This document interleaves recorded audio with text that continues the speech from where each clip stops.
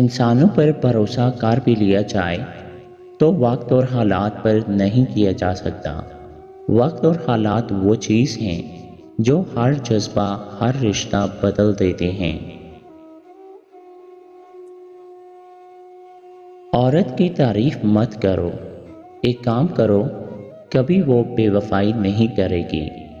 औरत की तारीफ से ज़्यादा इसका एहसास करो, इसकी इज्जत करो, क्योंकि एहसास एक ऐसी चीज़ है जिसमें आपको गैर का दुख भी अपना लगता है।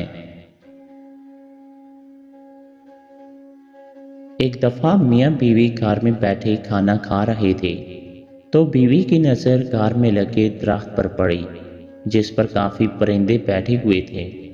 तो बीवी बोली, आप इस दरख्त को कटवा दें।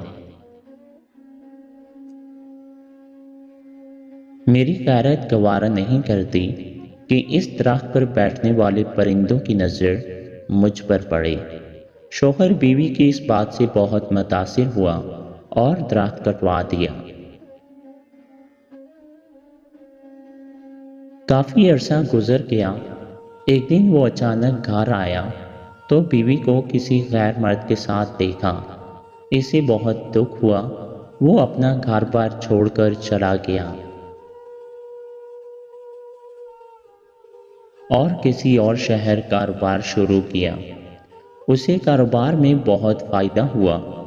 वो अपने कारोबार की वजह से इसी शहर के मशहूर लोगों में शुमार किया जाने लगा। यहाँ तक कि वक्त के बादशाह तक भी रिसाई हासिल कर ली। एक दिन बादशाह के हाथ चोरी हो गई। चोर को पकड़ने की बहुत कोशिश की गई मगर नाकाम हो गया। एक शेख बादशाह के महल में आता था जो आधा पाँव जमीन पर रखता था। किसी ने पूछा, ऐसा क्यों भला? ताकि कीड़े मकोड़ों को मेरी वजह से नुकसान न पहुंचे। वो शख्स फौरन बादशाह के पास गया और कहा, इसने आपकी चोरी की है। जब शेख को पकड़कर लाया गया तो वाकया जो सामान चोरी हुआ था उसी के पास से निकला। बादशाह ने हैरान होकर कहा, ऐसा कैसे हो सकता है? ये तो बहुत नेक था।